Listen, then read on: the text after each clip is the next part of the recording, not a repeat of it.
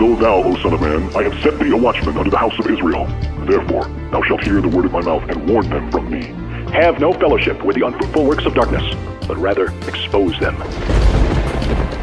Coming to you from an undisclosed location in Middle Tennessee and examining current events from a biblical perspective, this is Bible News Radio with your hosts, Randall and Stacy Harp.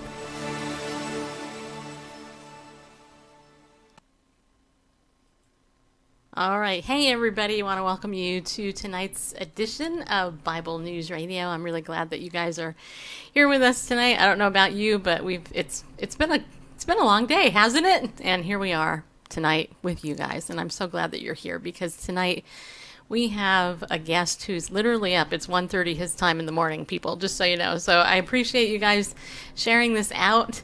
And I also appreciate you guys just coming in because, you know what, this is going to be educational and it's going to be inspirational, in my opinion. I've been talking to our guest for the last half hour and just want you to know that, well, you're going to have fun. So I want to welcome all you guys coming in. I see you, Eva and Mia and Jason. Thank you guys for inviting people. Let's see here. I'm trying to see all the other people too. I can't see everybody, you guys. Bianca, nice to see you. And Lynn, nice to see you.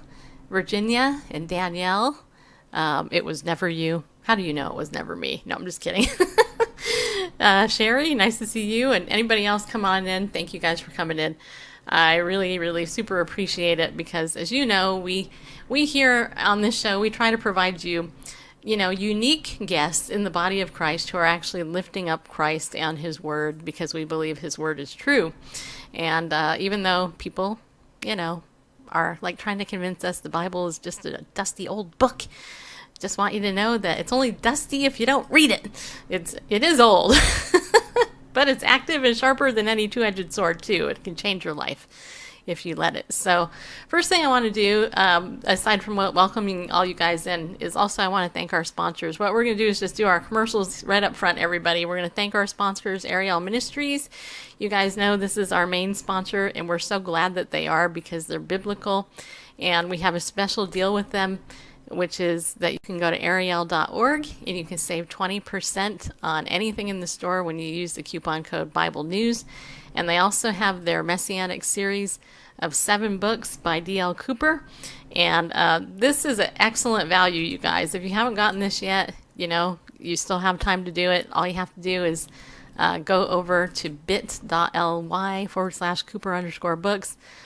Or I will tweet this out again on my Twitter account. But this is 7 books for $32, and you can still use the coupon code and save an additional 20%. And what you'll get is the God of Israel, Messiah, His nature and person, Messiah, His redemptive career, Messiah, His first coming scheduled, Messiah, His historical appearance, Messiah, His glorious appearance, eminent, and Messiah, His final call to Israel. And what's really cool is these books were written before Israel actually was born again as a nation. So this is very cool. A lot of the very biblical info there from Dr. D.L. Cooper. So we want to thank that. And Judah_Israel, thanks for coming on into the show. And anybody else that came in like just now and I didn't see you, welcome to the show too. Glad that you're here. Also, I want to thank our pillars of the community and ask you guys, if you like what we do, then please become a pillar of our community. All you have to do is go over to BibleNewsRadio.com. You can sign up there. And basically, in order to become a pillar, all you do is commit to giving us $25 a month or more, which is the equivalent of taking me and Bareface out to breakfast or lunch with maybe dessert and coffee once a month. That's it. I mean, it's not that big of a commitment, and it will change the world if you do it because it will help us out tremendously. Hey, Gina, nice to see you, girlfriend. So if you do that, also what we'll do is we'll throw you into our secret Facebook group where I actually provide a lot of stuff that you don't see here. I would prefer that we escort them gently rather than throw them. Really? Yeah. Well, okay. So if you become a pillar of the community, that would rock. And also on our future products and stuff, the other thing is we also give you guys some discounts, including, as you guys know, I just launched our first Bible course, which was totally cool, by the way, called Stop Lying to Yourself, Darn It. No. Your secrets are not secret. This is actually a little case study on King David and what we can learn from him and the secret that he kept and how God so lovingly confronted him with the prophet Nathan. And also some other things that I can't tell you because it's a secret. You have to get the course in order to get the full impact of what it's about. But for our pillars, we have a discount that's a little bit higher than the current discount we have for people who aren't pillars of the community. And so if you're interested in getting the course, I have a pinned tweet over on my Twitter account. It takes you directly to it. Or I think Randall put it up on our website, BibleNewsRadio.com. And I really, really, hope that you guys check it out. All right? Because, it was fun. I'm just saying. And I know a couple of you are getting it, so I appreciate that. All right, what else do I have? Let's see. Anything else? I think that's it. All right, okay, so you guys, you ready for our guest? This is so cool, you guys. He's up in the middle of the night. He doesn't even look like it's middle of the night there. Okay, so here our guest is Francois T. Villiers. I think I said it close. And he That's is fun. Yeah, cool. This is really cool. Francois has, he has a master's degree, so he's a Mr. Snooty Pants, like I am. Actually, he understands biblical Hebrew language. He lives in South Africa. He's been married for 11 years. He has 2 children, a couple of animals. We were talking about that before the show. And let's see here. He focused his master's dissertation on emotional expressions in biblical Hebrew and the text criticism of the book of Job. Now, Francois, one of the things you don't know is that last year, when my husband and I were reading the Bible through in a whole year, one of the books we studied was the book of Job. We literally went through that whole book. Seriously, we read and studied that book everywhere. Anyway, Francois is here from South Africa, and he's with the Israel Institute of Biblical Studies, and so this is really kind of cool. And anyway, I want to welcome you to the show, Francois. I'm saying your name right? Yes, 100%. Thank you. Good. All right. So, and Kathy, nice to see you. Majestic Murphy and everybody else, thank you for coming in. Okay, so Francois, welcome to the show. Thank you for staying up for us. I know that you guys are, I know that you're up late or early. You're up early. Yes, now over here it is definitely good morning already. Yeah, very good. So, so now that everybody's online and everything, of course, I would love for you to kind of give us a little bit more of a background about who you are and all this, because it's not every day that I get to talk to a biblical Hebrew scholar, and just how'd you get interested in biblical Hebrew? We're gonna go ahead and block some of these trolls too. Go ahead. All right. Must I start just telling about myself? What must I do? Yes, please tell us a little bit about yourself. Thank you. All right. Hello, everybody. You've heard my name is Francois, and I live in South Africa. I live close to the international airport here, so I'm fortunate to be pretty much in the hub where things happen in this country. The biography that Stacey read is already a bit dated. It's going for 12 years now. And the family has expanded. It's not just two children, a girl and a boy anymore. There are now 5 geese and 20 chickens and all sorts of other things added to it as well by now. I was fortunate that I could grow up in a Christian home. Both of my parents still are. My parents are still alive. Very God-fearing people. And I was fortunate enough that the Lord Jesus Christ was never a stranger in my life and my wife's life as well. And I grew up in what is now the Eastern Cape province of my country, and I went to study at the University of Stellenbosch. Many reasons why I became interested in biblical Hebrew. I suppose we can talk about that at length. And at the moment, I'm pretty much jack of all trades. And one of the things I do is to teach biblical Hebrew online. And it is my absolute passion in life. Yeah, see, and that's so cool. And you know what? Congratulations on your expanded family. I'm envious that I don't have the birds and the chickens, actually. Just saying. And also congratulations on your marriage. 12 years now. That's awesome. I have to tell you, because in 14 days, me and Randall will be married 25 years. And Congratulations. we're just a little bit older than you, not too much older. And pretty soon you and your wife will be married 25 years and 30 years, and then it goes by fast, doesn't it? It does. Yeah. So, okay, so I have to, you were saying that you were raised in a Christian home. Me and my husband weren't, neither one of us were raised in a Christian home. So I'm really glad.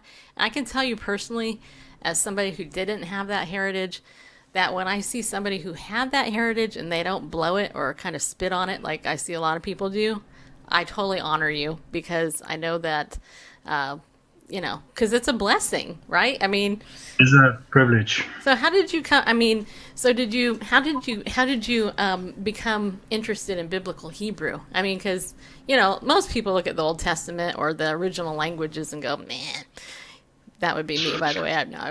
No, I'm just kidding. The original languages are actually a lot easier than people think. I think people are very mystified when they see this alphabet and you read in the wrong direction and all sorts of things from right to left. I think people are very spooked by that.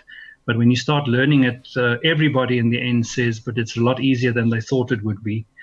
The way I became interested is, as I said, I was very fortunate that I could grow up in a Christian home, very much under the influence of my parents and both sets of grandparents.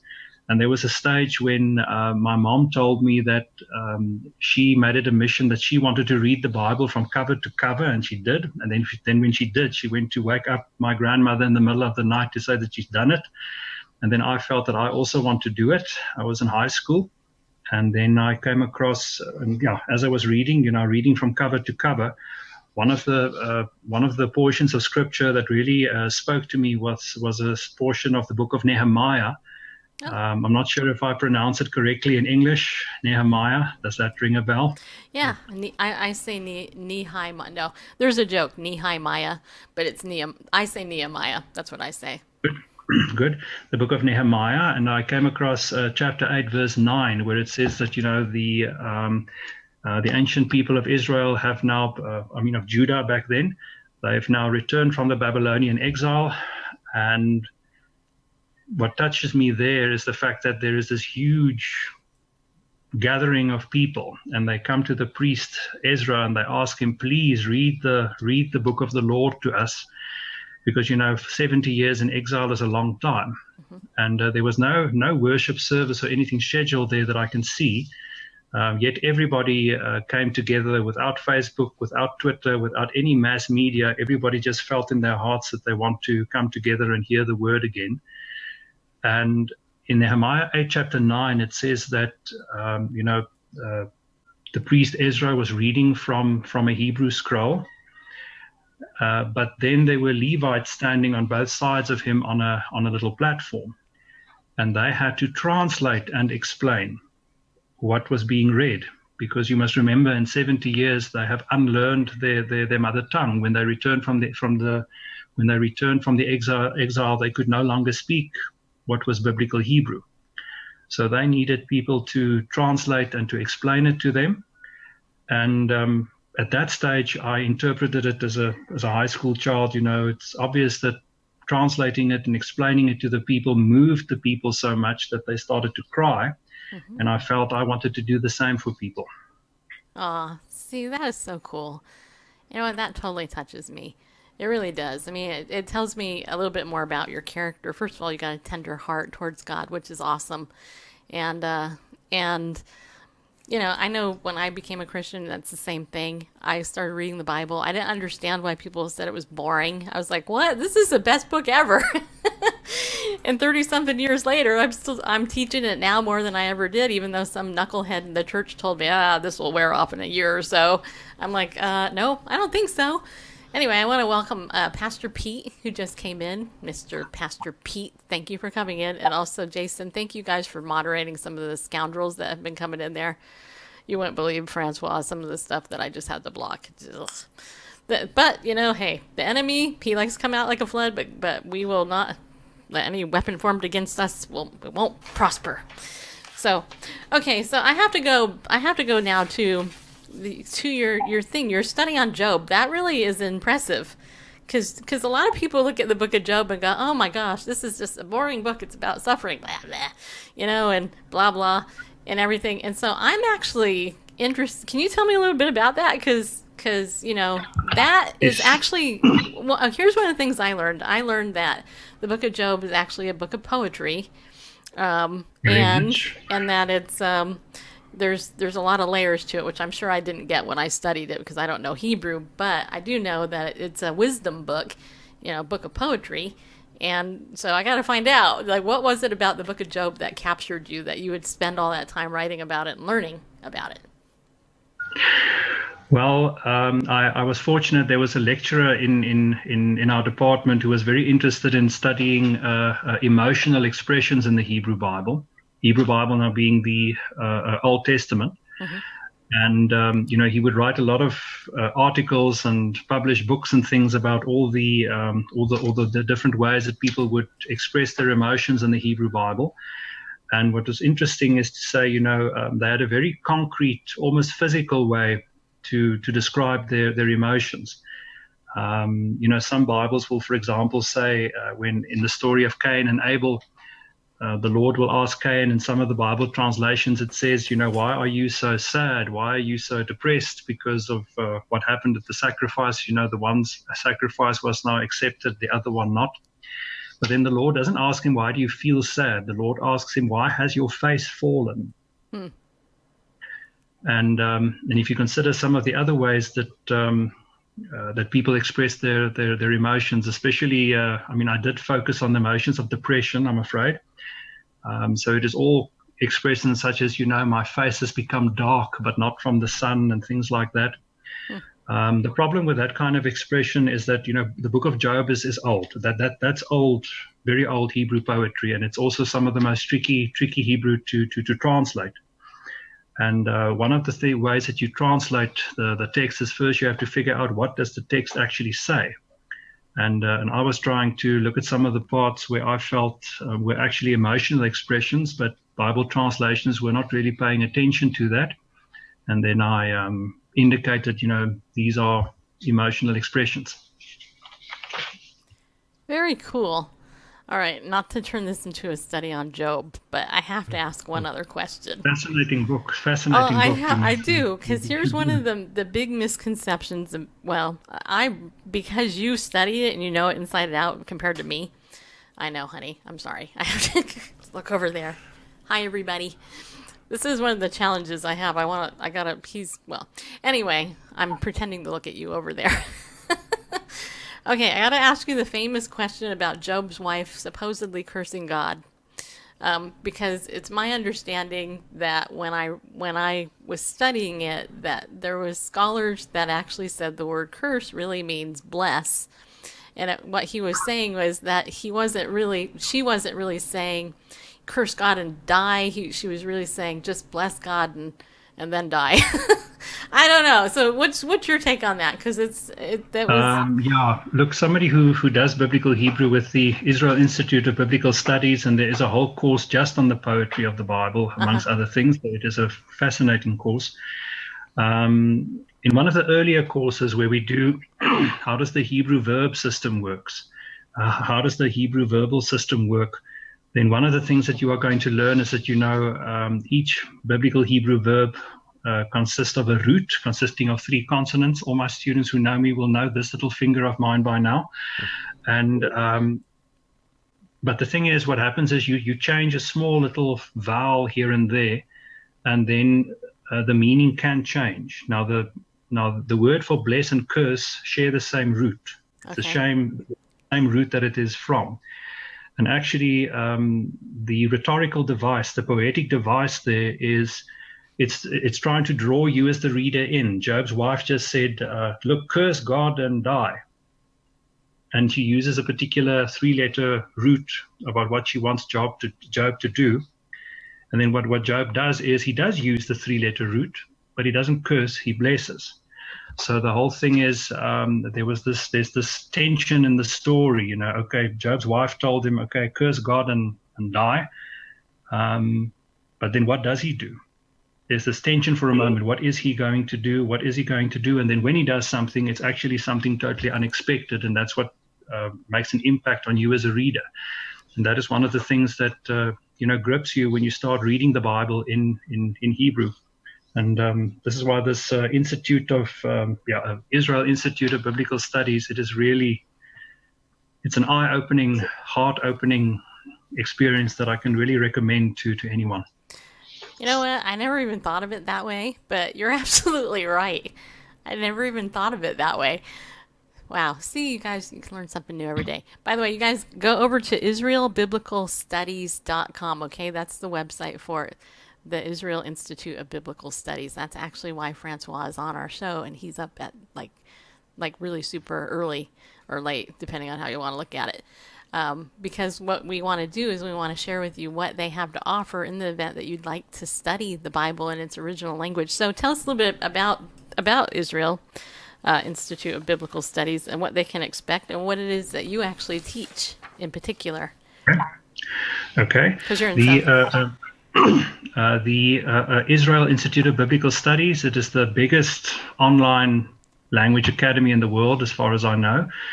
And it is also the one place where you can study basically almost anything you can think about the subject of the Bible, be it the Bible languages, the history of the Bible, interpretation of the Bible, the Hebrew background to the New Testament is one of the courses that they offer, which is also fascinating. I'm afraid the word fascinating is going to appear quite a lot while I talk.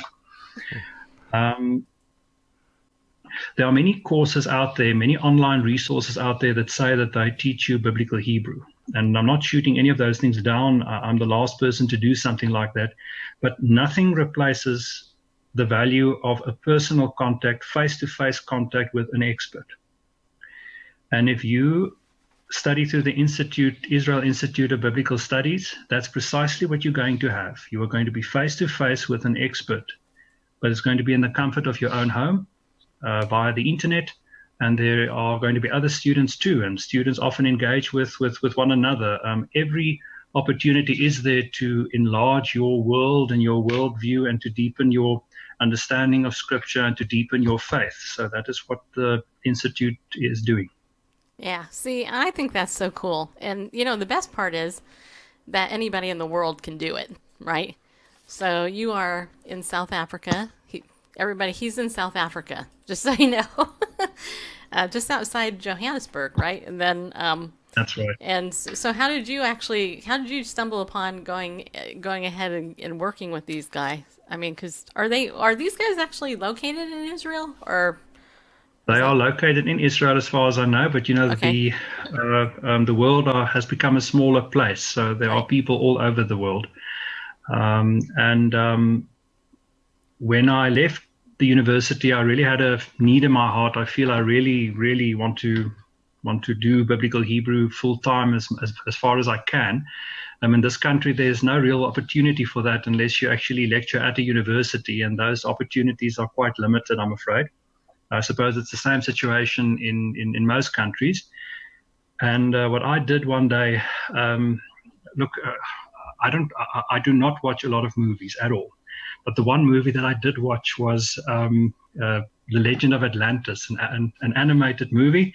And there's this particular section where one of the main characters, who's now an expert in all sorts of ancient languages as well, Sumerian and Akkadian, all those ancient Near Eastern language. And then in the movie, he says, it's a pity if I want to find a job, there are not that many job openings for experts in gibberish. And then I decided, but biblical Hebrew is certainly not gibberish, and it is an ancient language. But let's take a chance. What are the chances that there are openings for people to do that? And then I did do just a simple Google search, expecting that the positions that there might be would be abroad, overseas. And then the first thing that popped up was an advertisement for an online biblical Hebrew teacher. And I sent off an inquiry, and they phoned me back. And the person who phoned me actually ended up that he asked about my background and qualification and so on. And it turns out that he knows my lecturer at university. And after that, the doors pretty much opened. So everything I was very fortunate in everything. See, see, that's just like God to do that. I mean, seriously, what's the likelihood? You're in South Africa, that guy's in Israel, and next thing you know, you're doing this. And of course, movies are very interesting. I don't watch a lot of movies either. I get bagged on from some of my friends. I can't believe you don't watch movies, but I'd rather spend time reading the Bible and studying it than most of the pablum in the media today. It's not beneficial to anybody. So because you have been a teacher there with the Israel Institute of Biblical Studies, and you've met people all over the world, what's that like to actually, you have an interesting view, I would suppose, just talking to people from all over the world and, finding people who are interested in this subject, because it's not a lot of people, in my opinion, not that I would know, would actually take up biblical Hebrew or anything. So have you found any commonalities with the people, who are taking these classes? Because are they mostly men or women? Or are they both, young or old? I am very cautious to make a statistical announcement about that. Okay. But the one thing that you do realize when you do this is you are surprised how many people are interested, and you are even more amazed at where exactly the people come from. They sort of tell us in the margin in which country the people are and also which city they are. And often you need to Google Maps to see where it is, because you might not always have heard about it. So the main commonality is that all over the world, people do have a hunger for the word of the Lord and to understand it better. And you will be surprised where this hunger is. Many people who study biblical Hebrew with the Israel Institute of Biblical Studies do it for different reasons. Many people want to just do it for their personal edification. They try to deepen their own faith. But many people do it because they want to make a difference in their own country. Many people who study with us and who've been in my classes, they actually very often they are studying to train for church ministry, but then they live in a country where neither the church that they belong to requires of them to have biblical Hebrew, but the subject is not offered in their country either. It is from their own hearts that they feel they want to teach the Bible, and they want to be able to have access to the original language, the original documents, and that is why they study it. Many people do it most people do it for personal reasons only. There are people who do it for academic reasons, and this is something that I must perhaps add, that the courses at the Israel Institute of Biblical Studies are accredited with the Hebrew University of Jerusalem. And there are many students who as I've mentioned, they are training for the ministry or something, but they but the country where they live in does not offer the subject. So the Hebrew University gives them accreditation for the course that they have done, and then they take that to whichever institution they are studying at, and will hopefully apply for recognition for credits or something like that. You'll also be surprised what kind of people end up being interested. One of the questions that was posted to me, that you wanted to know something about whether there are any students that stand out in the classes. Mm-hmm. Whether there are a few great stories of students in the classes. Now each group has got its own fantastic story, so you can't really differentiate. But I had the privilege very recently to have a very renowned and very widely published author of Christian books in my class. He was in the United States, and there was a point where we were discussing the whole verbal system, and I'll explain to you in a moment about what some of the difference or some of the deeper insights that you get what they might be. And there was a point when I was explaining something to him, and he asked a question, and he looked, and I answered. He looks again, and he says, and he asks another question, and I tell him the answer. He just sits back and he says, "Wow," and now that's a very renowned Christian author who does something like that, and it's heartwarming to see something like that. So anything from people who have just recently come to faith who want to know more. There are people from different religions who also do it, who don't know much about the Bible at all, and they just want to know more. There are people who do it purely for linguistic academic purposes.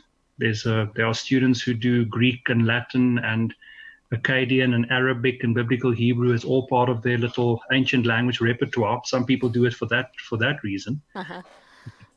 But many people do it for spiritual reasons and to deepen their own faith. And it's amazing what kind of people end up doing it. And the only thing you discover is that if you ask what kind of person is interested in studying Biblical Hebrew, the answer is that it is any kind of person who is interested in studying Hebrew. Well, that's a good answer because, just saying.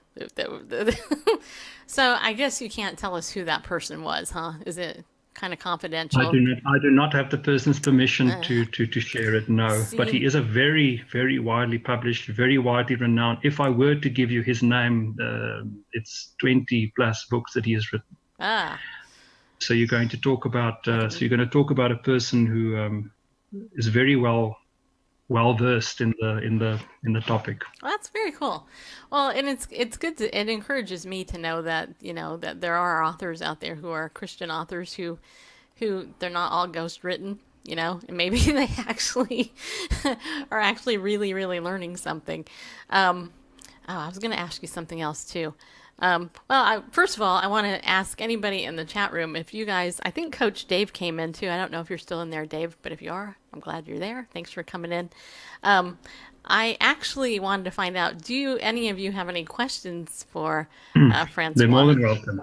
Mm-hmm. More than welcome. Because he was originally scheduled to do a half hour, but we convinced him to stay for the whole show. And so if you have any questions, now would be a really good time to ask them, and I'll go ahead and try to write them down. But I'm going to ask you another question here, because I'm sure somebody's wondering if there are examples of words that take on different meanings between Hebrew and the English. Hi, Annie. I see you too. So can you give us some examples of those? Because I'm sure there's a gazillion of those, right? So. There are indeed, but also it's not just that words sometimes differ between the English and the Hebrew. It's just a matter of that you translate something into English, and it's probably the correct translation, but the Hebrew says more than that. Mm-hmm. And the problem is that you simply cannot express certain things in translation. And one of the first things I think is if you think about Genesis chapter 1, we all know it off by heart from childhood. In the beginning, God created the heavens and the earth. And the first word that is used for God with a capital G, is the word Elohim. Now, the word Elohim in Hebrew is written in the plural. And it's a very specific use of the plural. In Biblical Hebrew, one of the uses of the plural is to say that it is bigger, it is majestic, it is magnificent, bigger than you can think or imagine. So the idea of Elohim being written in the plural, the closest thing we get to indicating in an English Bible that this is now the God you're talking about is God with a capital G. But on a very deeper level, Elohim, you look in a dictionary, it means God with a capital G. You'd follow an interlinear Bible or whatever internet resource there might be. You'll see the word matching. But on a deeper level, it's all about the fact that the word for God, that the God that the word refers to is bigger than even the word for God can possibly say. And that's the kind of thing you will notice if you start studying Biblical Hebrew through the Israel Institute of Biblical Studies. Another example, Deuteronomy 5, that's what I thought about, the Ten Commandments. Okay. Where the Lord says, I am the Lord your God who brought you out of the land of Egypt from the house of slaves. Now, once again, that is the correct translation. And that's the dictionary meaning you'll get.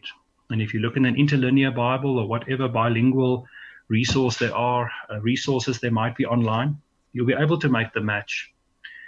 But in that particular sentence, there's a type of verb which is impossible to, it's more a matter of English does not have that kind of a verb. It's a kind of a mood of the verb. I mean, we have active and passive voice of the verb and indicative and subjunctive mood of the verb. If I'm speaking Greek when I talk about Hebrew, sorry about that. Did you see my eyes glaze over just a little bit? Because I was like, what? Yeah. The thing is in that particular verb, it's a concept that you cannot really express in English. You have to use other ways to do it. And the whole concept is, the closest thing that it translates into in English is that our Bibles will say that the Lord brought them out of Egypt. But the Hebrew says something like, the Hebrew says something like, I am the Lord your God who caused you to come out. In other words, you did not come out yourself. You did not save yourself. In no way did you save yourself. The Lord did everything to save you. You did not even come out of Egypt yourself. He caused you to come out. He made you come out is the translation that you'll get in a dictionary, but the meaning has to do with that emphasis is that they did not get out there themselves. The Lord did it. He caused them. He caused it that they could come out, and He was actively the one who made them to come out. And another one, which I think might be relative for us Christians, is if you read the book of Ruth. The very opening verses of the book of Ruth says that, Naomi and Elimelech and their sons, they moved away from Bethlehem in Judah because there was no food or no water. There was famine in the land, a drought or whatever. But you can only really understand the full tragedy of that sentence if you realize what Bethlehem means. Bethlehem in biblical Hebrew is based upon two words, Beit Lechem, which means house of bread. Right. And is it not then very tragic that they had to move away from Bethlehem because in the house of bread, there was no bread.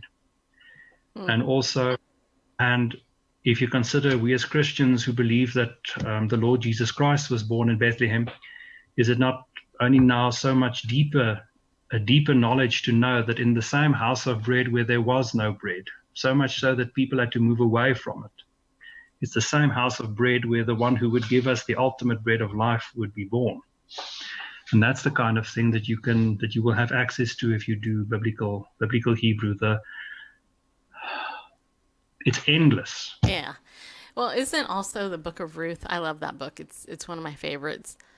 Beautiful. Isn't it? I think no. Isn't it? No. Well, I was thinking. Okay, I'm thinking it's the book of Ruth. No, it might be Esther. One of them never mentions God's name directly.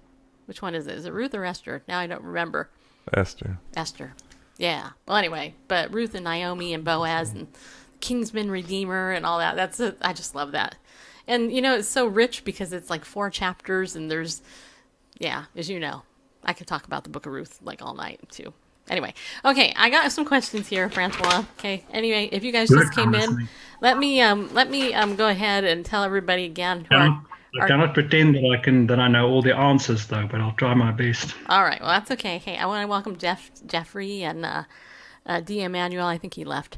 Well, he left, fine. But Jeffrey, you're here. Thanks for coming back in. Anyway, so our guest is Francois T. Villiers, and he's actually in South Africa right now. He's with the Israel Institute of Biblical Studies, and it's like going on 2:00 in the morning for him. So thank you guys for coming in and hanging out with us for a little bit. Okay, so one of the questions was, can you recommend the best Hebrew English Bible to study, if you happen to know? As in a bilingual Bible. Yeah, probably a parallel Bible. Yeah. I'm afraid that is the one topic which I am not very well at, because obviously I don't read a bilingual Bible. Good point. So it is.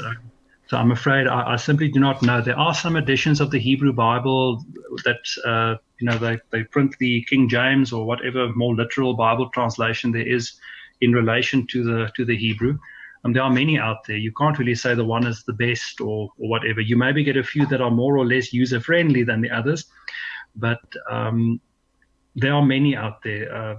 I wouldn't say there is one that's specifically better than the other. The ultimate problem you will always encounter, and that is that in an interlinear type of Bible or bilingual Bible, you'll be able to match. This is the Hebrew word for the English word. This is the Hebrew word for the English word. But the depth of what that Hebrew word means, you will not necessarily gain access to that. And that is hopefully a kind of thing that the Israel Institute of Biblical Studies will be able to help with. I must add that one must be careful. Hebrew is not. This is now something which I hope no one misinterprets, but it's not superstition and it's not magic. You understand? Just because you can say a few things in Hebrew doesn't give you the divine power. Unfortunately, it would have been nice, but the thing is, Hebrew is a language that is trying to convey a message, and the Lord has now, in all His wisdom, decided that it is this language that would be the foundation of everything. The Hebrew Bible would promise who the deliverer would be. It's the Hebrew Bible who explains to us who He ultimately is in the end. Mm-hmm. And it's a matter of if you know the Hebrew Bible, you will gain access to that. And like any language that has different nuances, different levels of meaning, and so on, you have to study it in order to get access to that. And the nice thing about the Israel Institute of Biblical Studies is that you have online courses where you are going to learn in the beginning, maybe the grammar and so on. But ultimately, as I said in the beginning, nothing can replace the value of a face-to-face meeting with an expert, because that's the person you can ask, and right there and then, and get an answer. Yeah, see, that's so cool. All right, and I'm sorry, you guys, I just blocked that guy. I just couldn't stand it anymore. He was just disrupting too much. We have a couple of racist people in the, chat room, and yeah. Anyway, also I say hi to Sylvia, Sue Lynn, nice to see you, and D. Emmanuel. Did he leave again? I'm trying to see. Anyway, see, these are our normal peeps that come in, Francois. So anyway, I wanted to ask you this other question. Somebody asked this. I don't know if they were serious or not, but they want to know if God is both male and female. Mm-mm. No. Okay. It is always a masculine verb in Hebrew that describes that pertains to God to God. There you go. See, I know. I mean, everything is father. That's from grammatically speaking. Now, I know that within different theological views, people can argue about that for hours, and that's not my field of specialization. Mm-hmm. But in terms of the Hebrew Bible always refers to God in the masculine form. Amen. Masculine singular form. So, Randall, do you have any questions? I mean, you're the one that loves language in this couple here. Yeah. See, just so you know, he tortures me with language every day. He in particular, he likes Spanish, but then he'll go like, well, that's Greek, blah, blah. Anyway, so I thought Mr. Linguist over here across the table from me might want to ask you a couple of questions. Certainly. I just hope he doesn't. You know what you're doing, Francois? You're actually making me want to learn Hebrew. Okay. I mean, you're making me want to. I'm like feeling the draw now. Okay. So you're more than welcome. Once you start, you don't want to stop. Yeah. Well, so you'll have to give us an idea of the courses and like how much they are. I don't know if they're really expensive or anything, but then of course, Randall. But the costs of courses you will have to find out from the institute themselves. They have a very good customer care section. You just send them a message and they will contact you. Okay, cool. All right, Bareface. So do you want to ask our expert, biblical Hebrew? Mr. No, you can't be an expert. Well, you're more of an expert than I am. So. Well, you're teaching it, so yeah. That says a lot. Now, I like the idea that you put forth, being able to respond and ask questions to an expert immediately in these classes. That's important, and anywhere you are in the world at that is good. As I'm listening to you and I'm considering pursuing some of these, for me, of course you are. Yeah, well, for me, it was, okay. Years of hearing sermons and, in the original language, it's this, or it says this, and I'm thinking, it's time to dispense with these translations and start to learn the original languages. Greek's a lot easier than Hebrew. Now that I can parse it. You think so? But well, at least I don't know, because it's so much of English is borrowed from Greek. It's easier to recognize prefixes and roots and something like that, and you can see a word and pretty much guess what it means from the onset. For that reason, when you get into the verbs and the moods and tense and voice and things that English doesn't have, and I know Hebrew has those too. Anyway, I'm formulating a question. I really am.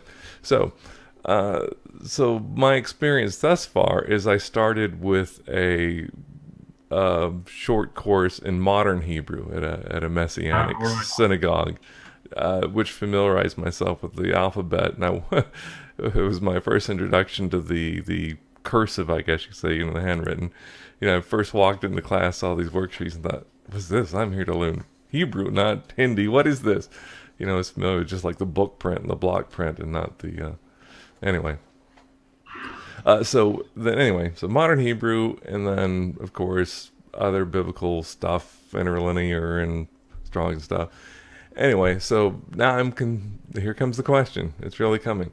And that is, now having that sort of introduction, starting from a route of modern Hebrew and then picking up words and stuff from the Hebrew Bible, would that put me at a disadvantage of learning, or? No, it'll be to your advantage, because, at least the alphabet is the same. A lot of the structure of the two languages are the same, but obviously biblical Hebrew will not have a word for a computer. And also very interesting in biblical Hebrew, biblical Hebrew does not have a word for a brain. Huh. Really? You literally think with your heart in biblical Hebrew. That's interesting. So these are the kind of things. Look, the structure of the language is similar. A lot of the endings of the verbs are similar, and so on. So somebody who has modern Hebrew will have no problem, and they always do an assessment about on what level they think you are. There are many students who have a knowledge of modern Hebrew who actually go into the intermediate level immediately, because the first few lessons of the intermediate is to revise everything that was important from the beginner's level. And many students who enter with modern Hebrew as a background come in at the intermediate course, and those who've been with me coped perfectly. Very cool. So do you have any more questions, Randall? Pandal Bareface? No. How do you say bareface in Hebrew? Can you do that? Just curious. Just panim is the word for a face in biblical Hebrew. And also interesting about the face is that the word for face is always written in the plural. So I'm not sure if it means you've got one face but many facial expressions, but that's interesting. Okay. And is there a word for bear in Hebrew? Just curious. I'm sure there is. David does say the Lord protected him from the bear and the lion and so on. Yeah. We'll have to figure that out later. All right, so let me ask you a couple of A-list guest questions, since you're here.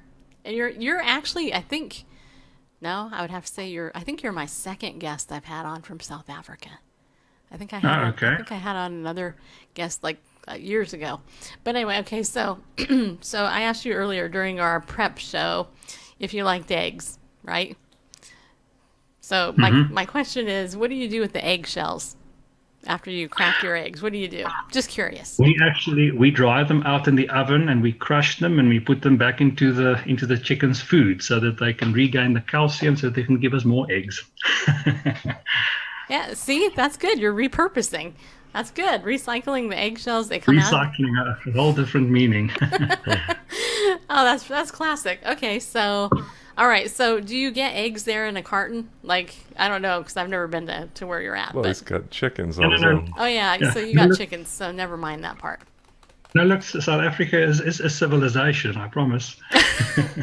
Everything that you get there, you can get here. It's not such a big difference. It is a fairly developed country. We are fortunate.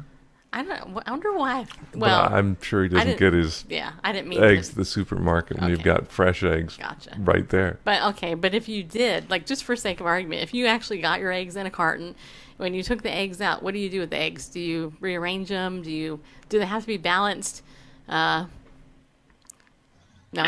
Well, we have a big tray in our house with which is, I suppose it's the remains of what used to be egg cartons and so on, and we sort of put them all in according to how old they are, so that you know which ones you must eat first. Gotcha. So on the time that we do eat that we do buy eggs, we always put them in the place where the newer ones are, so that we know we must eat the oldest ones first. That makes sense, actually. It does. Okay, and I'm going to assume you're a firstborn. Would I be correct in assuming you are a firstborn? Do you know how I assume this? Because you're an overachiever for one. I mean, and I'm a firstborn, so hey, I can totally make fun of you for being a firstborn. That's not a bad thing, but I just kind of knew, just so you know. Okay, driving. Okay. Yes. So I'm pretty sure the roads there in South Africa do you drive on the right side or the left side? I don't know because I've never been there. We drive on the left side. So you drive on the left. So yeah, I went to Australia. They also drive on the left there, and scared me when I got in the car. I was like, whoa, it's kind of like weird going the opposite. But anyway, so when you had to take the right side of the road to drive on is the left side. Right. So when you took your driver's test for the first time, did you pass it? I did. You did? Yeah. See, I didn't. I mean, I did. Well, the written I did. The driving I didn't. And I'm not embarrassed to say so. Do men in South Africa ask for directions? Melanie wants to know. Well, just like men in most countries, we are too proud to ask for instructions. We are too proud to stop and ask for directions, apparently. Well, who needs to with a GPS? I'm sure it was a guy that created that, right? So do you guys got GPSs there? You probably do. Yes. Yeah. Yes, no, everything. Yeah. So, yeah, I mean, is there anything? Okay. So also one of the other things too, and I know our time's getting really short, but I would love it if you could give us an overview of what Christianity is like there in South Africa. I know you were telling me that there's rising persecution over there, and that's another reason why I'm really glad you're here, because you can testify to kind of the state of the church and how the media and how the world actually treats Christians in a different country than like here in America. I'll come to that, but I just want to say there is a question that you that was emailed to me that you guys are going to ask me. Why do I feel it's important for Christians to learn Hebrew? You please must not forget that one. Okay, I won't. Okay, all right. It's on my list. South Africa is a very, very diverse country, diverse in all senses in terms of language, ethnicities, races, tribes, everything. So I'm afraid trying to describe what is Christianity like in South Africa, there is not one single answer, because you have everything, anything that you get in all over the world, you have here too, and then you have your indigenous traditional indigenous churches. Things are a bit different here. Look, I mean, South Africa has been on paper, it's been in a democratic dispensation since 1994, and the thing is just, I'm now a bit dangerous about what I should say and what I shouldn't say.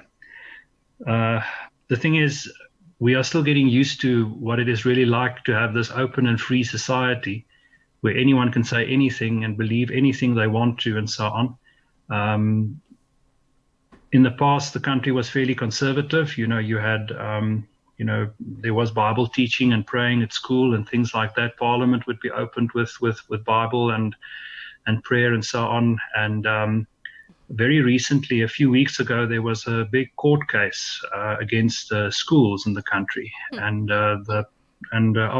basically it comes down to the practical effects still has to be crystallized into reality, but it comes down to, a school is not allowed to, a government school anyway, is not allowed to promote a particular religion. And and the persons who started the court case live in my town. And it was so the reason why it was relevant for me, they shaped it in the sense, this is now a court case about a basic principle about religion in schools and so on, but it was in reality with a very specific set of schools in mind. And we don't know what's going to happen now. Many people who interpret the law say that in practice things might not change all that much. Some people say that this is the beginning of the end. I don't know, but there are things that are troublesome. So I'm glad you shared that. I mean, you don't have to go into any other detail, but I just want everybody to know, look, don't take your faith here, especially if you're in America or England or other places where you're not gagged as much. Don't take it for granted, because one thing I can say is, church attendance in South Africa is shrinking. Christianity in South Africa is shrinking. Apparently, the Central Statistic Agency made a statement here that South Africa is one of the countries where Christianity is in decline the fastest. Yeah, and also anti-Semitism. Now, I think that's interesting too, because I mean, here you are with essentially a Jewish ministry, Messianic Jewish ministry. And I mean, the rise of anti-Semitism and the hatred of Jews is not decreasing, contrary to what some people might think, even though Israel now has at least 300 Messianic congregations in it that I know of. So you have any thoughts on that? There are many Messianic congregations here in South Africa too. Some of them fall within, some of them are congregations within larger Christian or Protestant churches. There are some congregations that say, it's a whole Messianic church kind of thing. Mm-hmm. And anti-Semitism is a narrative that's been pushed in the media and mass media, and I'm afraid my opinion is that the public has bought it. Because when you drive around in South Africa at the moment, everywhere there are posters, boycott apartheid Israel and things like that. So it's unfortunately, look, you guys must not understand, I cannot pretend that I am now giving the authoritative view on anything. Okay, this is just my observation. Right. No, and you know what? You're an eyewitness, just like we are here in America, as far as things going on. So that's very cool. All right, so we'll end the interview by asking you the last question. Why do you feel it's important for Christians to know biblical Hebrew? And that's a great question that I came up with all by myself. I'm very glad. The thing is that I must just say to your audience, look, Stacy was kind enough for me to send me the questions plus minus what they were going to ask, so that I'm at least a little bit prepared, and I really appreciated that. Anyway, the first thing I would like to say about that is, look, we Christians must realize that the book that we call the Bible, 2/3 of it, if not 3/4 of it, is the Old Testament, which is the Hebrew Bible. And it's written in Hebrew. And when we read it merely in translation, there's an endless depth of meaning that goes missing. And we as Christians read the New Testament to learn who Christ is and what he has done to save us from our sins. But the New Testament writers themselves use the Old Testament. In fact, Christ himself used the Old Testament to explain to his disciples who he is. We read in the Gospel of Luke, chapter 24, about the story of the road to Emmaus, where two of his disciples were walking after his resurrection, and he joined them along the road, and they did not recognize who he is. And then it says there that he explained to them who he is. Christ explained to them who he was by telling them everything that the Hebrew scriptures, beginning with the Hebrew books of Moses and the Hebrew books of the prophets and the Hebrew writings, what all those things say about him. So for our faith as Christians to learn biblical Hebrew, it will give you a deeper understanding of what the New Testament writers were actually saying. Mm-hmm. And the Israel Institute of Biblical Studies is at this stage your ultimate gateway, I think, to I know, to get a deeper understanding of this. Amen. Well, you know what? I am really glad I got to meet you. I am. If I could, I'd give you a big hug or a high five or whatever. Just like that. No. My younger brother in the Lord, who's much smarter than me when it comes to language. Hey, you guys, go over to IsraelBiblicalStudies.com. Okay, you guys go over there, check out the website, and you could sign up for a class that maybe Francois is going to teach, and if they want to get in touch with you, is there a way that they can do that, or do you have with me personally? Yeah, like if anybody wants to ask you a question or something, do you have a way to do that, or should they go through me? I have an email address at the institute, but I'm afraid to say it over the air might be a bit difficult for people to get. Okay. It is my first name, Francois, and then with a V afterwards, Francois V, and then at eteachergroup.com. eteachergroup.com. I say, well, I can type it for you or send it to you anyway.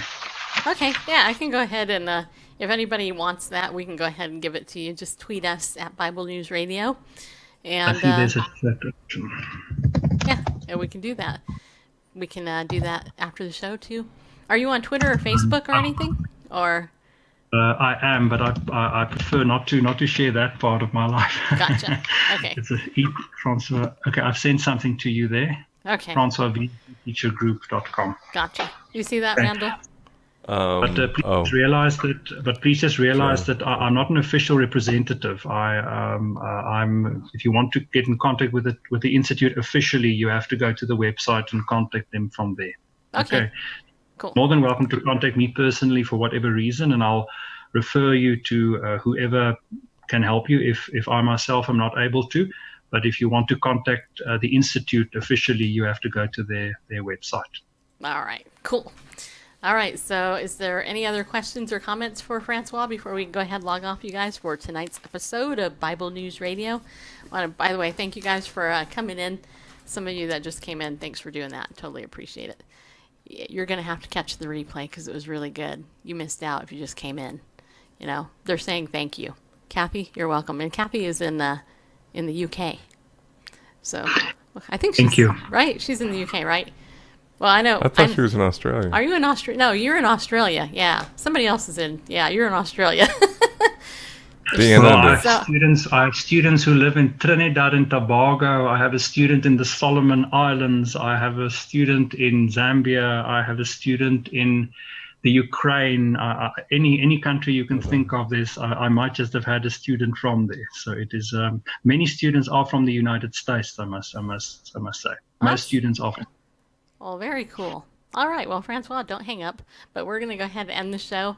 Everybody, thank you guys for tuning in. Don't forget, you can go to IsraelBiblicalStudies.com. It will be here in the show notes after I upload this over on our podcast channel. And don't forget, also, Ariel Ministries has their special 20% off. Use the coupon code Bible News. And if you want to get my new Bible course, go over to my Twitter account. It's pinned there it's my pinned tweet. And there is a coupon code to save $2, aka 7% on it, which will bring it down to $27 for you if you get it. All right, and you can also become a pillar of our community. Those of you who are already pillars, thank you. But those of you who aren't, then you can become one. And I want to thank you guys seriously for coming in and being part of our show tonight. Remember how I always end every show? Be bold, stand up, and go with God. You know what? Because He loves you. So we'll see you tomorrow right here at the same time, 7 o'clock Central Time. Thanks for tuning in.